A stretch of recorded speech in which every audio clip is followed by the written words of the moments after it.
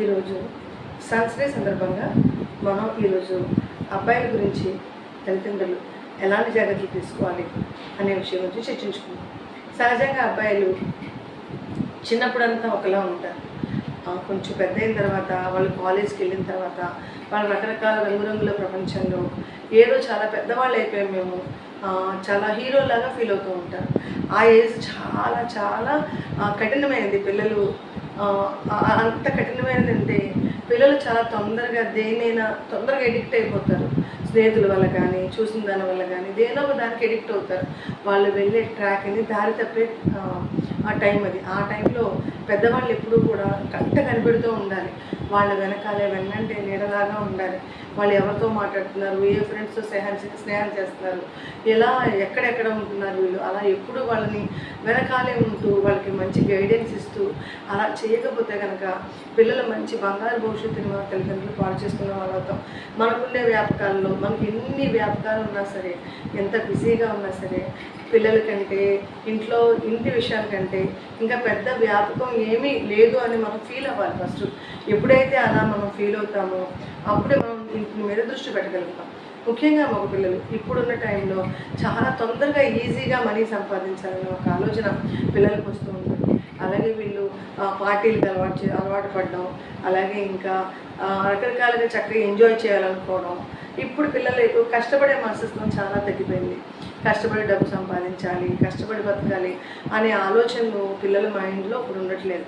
అది ఖచ్చితంగా మనం పెద్దవాళ్ళు తప్పనిసరిగా పిల్లలకి కష్టం యొక్క విలువ తెలియచేయాలి. అలాగే ఈజీగా వచ్చే మనీ ఎప్పుడూ మనకు కూడా ఉండదని, చదువు ద్వారానే లేకపోతే కష్టపడి సంపాదించే మార్గాలు, కష్టపడము వాళ్ళకి, అలాగే వాళ్ళు ఏదో ఒకటి చేసి సంపాదించే నైపుణ్యత వాళ్ళకి ఖచ్చితంగా వచ్చేలాగా చూడాలి. చదువు ఎంత బాగా చదువుతారో, చదువు ద్వారా ఉద్యోగాలు ఎంత బాగా వస్తాయి, అలాగే తల్లిదండ్రులు ఏదైతే వ్యాపారాలు చేస్తున్నారో, వాళ్ళ పేరెంట్స్ ఏ వ్యాపారం చేస్తున్నారో, అలాగే లేకపోతే ఏ వృత్తిలో ఉన్నారో ఆ వృత్తి మీద వాళ్ళకి సరైన అవగాహన కల్పించాలి. అలాగే అందులో ఇంకా ముందుకు వెళ్ళడానికి ఎలాంటి మెలకువలు టెక్నాలజీతో వాళ్ళ బిజినెస్ని ఎంత బాగా ముందుకు తీసుకెళ్ళచ్చో వాళ్ళకి అవగాహన కల్పించాలి. తప్పనిసరిగా పేరెంట్స్ ఈ విషయంలో చాలా ముందుకు వెళ్ళాలి. అంతేకాకుండా ఎక్కువ మంది పేరెంట్స్ పిల్లల్ని చదివిస్తున్నాం కదా అనుకుంటారు, కాలేజీ పంపేస్తున్నాం కదా అనుకుంటారు. కానీ అది చాలా మనం పిల్లల భవిష్యత్తు చేతున్నారని నాశనం చేసిన వాళ్ళు అవుతాం మనం ఏమాత్రం పట్టించుకోకుండా వదిలేస్తే.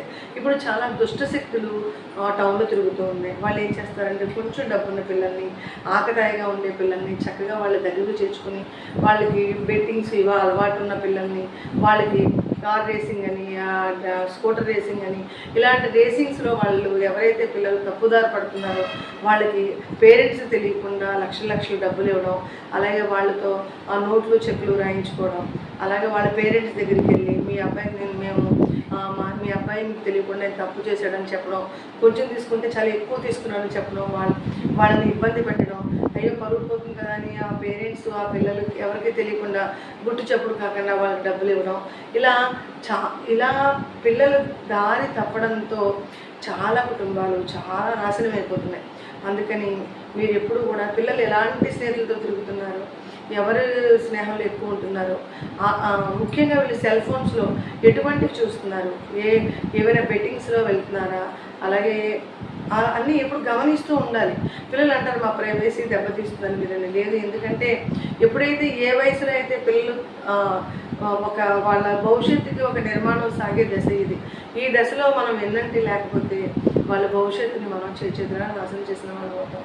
వాళ్ళు విసుక్కున్నా సరే, తిట్టినా సరే, ఏమన్నా సరే మనం మాత్రం వాళ్ళని కొంచెం సేపు కూడా అంటే వాళ్ళని గమనిస్తూ ఉండాలి, దూరం నుంచి చూస్తూనే ఉండాలి. అప్పుడే మనం పిల్లల్ని మంచి దారి తీసుకెళ్ళగలం. అలాగే ఇంకా టీనేజర్స్కి వచ్చేసరికి 8th, 9th, 10th పిల్లలు వచ్చేసరికి వీళ్ళు అంటే చిన్నపిల్లలు, మగపిల్లలు చాలా పెద్ద ఎత్తున చాలా దృఢంగా ఉండాలి. వాళ్ళు గ్యాస్ బండలు ఈజీగా తీయగలగాలి, వాటర్ టిన్స్ని మోయగలగాలి, అలాగే బియ్యం బస్తాలు స్కూటర్ మీద పెట్టుకుని ఇంట్లో తెచ్చుకోగలగాలి. ఇలా వాళ్ళు ఫిజికల్గా కూడా చాలా స్ట్రాంగ్గా ఉండాలి. వాళ్ళు స్ట్రాంగ్గా ఉండాలంటే మనం ఎదిగే వయసులోనే వాళ్ళకి మంచి ఆహారాన్ని ఇవ్వగాలి. మంచి ఆహారం అంటే జీడిపప్పులు, కిస్మిస్లు అలా ఏదో చాలా కాస్ట్లీ ఆహారం కాదు. వాళ్ళకి వేళకి భోజనం పెట్టాలి, కార్బోహైడ్రేట్స్ ఎక్కువగా ఇవ్వాలి. ఎందుకంటే వాళ్ళ కణజాలం బాగా అభివృద్ధి చెందేది, వాళ్ళు బాగా ఏపుగా ఎదగాలంటే కార్బోహైడ్రేట్స్ చాలా అవసరం. వాళ్ళకి వేళకి భోజనం బాగా, అంటే ఉదయాన్ని మధ్యాహ్నం మళ్ళీ సాయంత్రం స్కూల్ నుంచి రాగానే రాత్రి పడుకునే ముందు అలా ఎక్కువ వాళ్ళ ఆహారాన్ని, వాళ్ళు ఎక్కువ ఆ ఎదిగే వయసులో వాళ్ళకి చాలా ఆకలి ఎక్కువగా ఉంటుంది. అందుకని వాళ్ళకి చాలా ఎక్కడ వాళ్ళకి లోటు రాకుండా వాళ్ళకి సమయానికి మనం భోజన సదుపాయం ఖచ్చితంగా వాళ్ళకి ఇస్తే వాళ్ళు ఆ ఎదిగే వయసులో చక్కగా బలంగా దృఢంగా అనుభవాలు అవుతారు వాళ్ళు. లేకపోతే కనుక సన్నగా పీలగా అలాగే, ఎందుకంటే ఈ వయసులో వాళ్ళు తినలేకపోతే కనుక తర్వాత పెద్ద అయినాక పెట్టిన ఎదిగే వయసులో మనం భోజనం సరిగా ఇవ్వలేకపోతే తర్వాత పెట్టినా సరే ఉపయోగం ఉండదు. ఈ విషయం మీరు భోజనం మేము పెట్టమా అని చాలామంది అనుకుంటారు, ఇది ఇలాగే చెప్పాలా ఈవిడ అని. కానీ అది కదా, నేను చాలామందిని చూస్తున్నాను. చాలామంది ఏంటంటే పిల్లలకి పొద్దుటే స్కూల్కి వెళ్తున్నారు కదా అని చెప్పి క్యారేజ్ పెడతారు, వదిలేస్తారు. ఎక్కువగా చిన్నపిల్లలకి అయితే స్నాక్స్ శ్రద్ధ పెడతారు. కానీ 6 నుంచి 10th వరకు వెళ్ళే పిల్లల్లో ప్రత్యేకించి పెద్ద పిల్లలు కదా అని వాళ్ళకి స్నాక్స్ ప్రత్యేకించి పెట్టట్లేదు. ఎందుకంటే చాలామంది 100 మందిలో 20 మందో 30 మంది తెచ్చుకుంటున్నారు, కానీ మిగతా వాళ్ళు తెచ్చుకోవట్లేదు. ఎంత చెప్పినా సరే అమ్మ పెట్టట్లేదు, నాన్న తేవట్లేదు, ఏదో అంటూ ఉంటారు. అయితే అంటే మనం కానీ ఈ విషయంలో మాత్రం నాకు చాలా బాధగా అనిపిస్తుంది. ఎందుకంటే ఈ వయసులోనే వాళ్ళు ఎదిగే వయసు. ఇది ఖచ్చితంగా తల్లిదండ్రులు ఖచ్చితంగా వాళ్ళకి మార్నింగ్ టిఫిన్ వేస్తారు. ఆ టిఫిన్ కొంచెం ఎక్స్ట్రా వేసి దాన్ని బాక్స్లో వేసి పెట్టేస్తే వాళ్ళు పొద్దున వద్దన్నా కానీ మధ్యాహ్నం వాళ్ళకి ఆకలి వేస్తుంది. ఎందుకంటే వాళ్ళు బాగా చదివి ఉంటారు, దానివల్ల వాళ్ళకి ఆకలి వేసి ఖచ్చితంగా పెట్టింది తింటారు, ఏదుంటే తినేస్తారు ఆ టైంలో. అందుకని వాళ్ళు వద్దన్నా సరే ఏదో విధంగా వాళ్ళకి ఏదో ఒక బాక్స్ అరేంజ్ చేసి పిల్లలకి మధ్యాహ్నం తినడానికి ఖచ్చితంగా ఇవ్వాలి, హై స్కూల్ పిల్లలకి.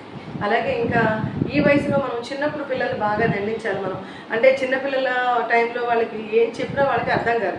ఇది చేయొద్దు అంటే చేస్తారు, ఎందుకంటే అది చేయకూడదు అనే విషయం వాడికి జ్ఞానానికి అందదు కాబట్టి. అప్పుడు మనం ఏం చేస్తాం, పనిష్ చేస్తాం.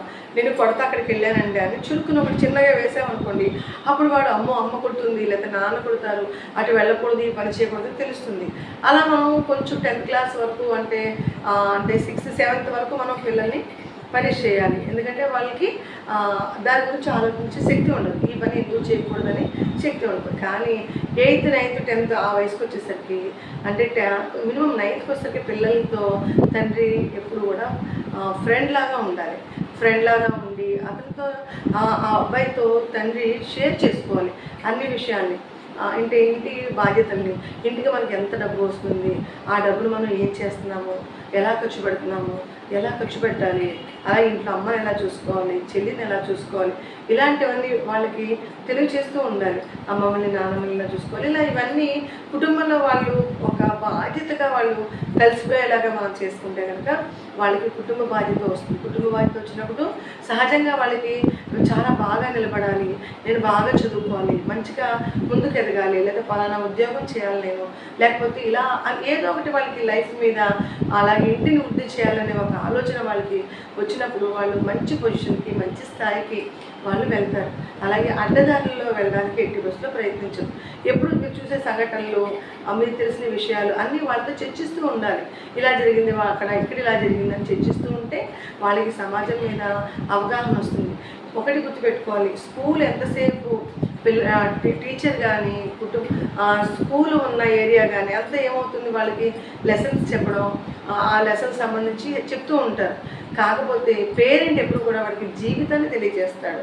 అలాగే వాళ్ళ చుట్టూ ఉన్న చుట్టాలు వాళ్ళు ఎలా ప్రవర్తిస్తున్నారు, లేకపోతే వాళ్ళ పెదనాన్నలు ఎలా ఉన్నారు, చిన్నాళ్ళు ఎలా ఉన్నారు, ఇలా ప్రతిదీ వాళ్ళకి తెలియచేయడం ద్వారా వాళ్ళు లైఫ్ని నేర్చుకుంటారు. వాళ్ళు లైఫ్ని నేర్చుకుని వాళ్ళ లైఫ్లో ఎవరితో ఎలా ఉండాలో తెలుసుకుంటారు. ఒక సామాజికంగా ఎలా ఉండాలి అనేది తల్లి తండ్రి నేర్పిస్తారు. వాళ్ళుండే వ్యవస్థ, కుటుంబ వ్యవస్థ పిల్లవాడిని మరింత మంచిగా తయారు చేస్తుంది. అందుకని ఈరోజు మనం మగపిల్లల్ని ముఖ్యంగా వాళ్ళని ఫిజికల్గా స్ట్రెంగ్తన్ చేయాలి, అలాగే మానసికంగా దృఢం చేయాలి, చెడ్డ అలవాట్లకు వెళ్లకుండా చూడాలి, ఎల్లప్పుడూ వెంటే ఉండాలి. ఇది ఏ రోజైతే మనం చేస్తామో అప్పుడు మనం నిజంగా తల్లిదండ్రులుగా మంచి అభివృద్ధి సాధించడం.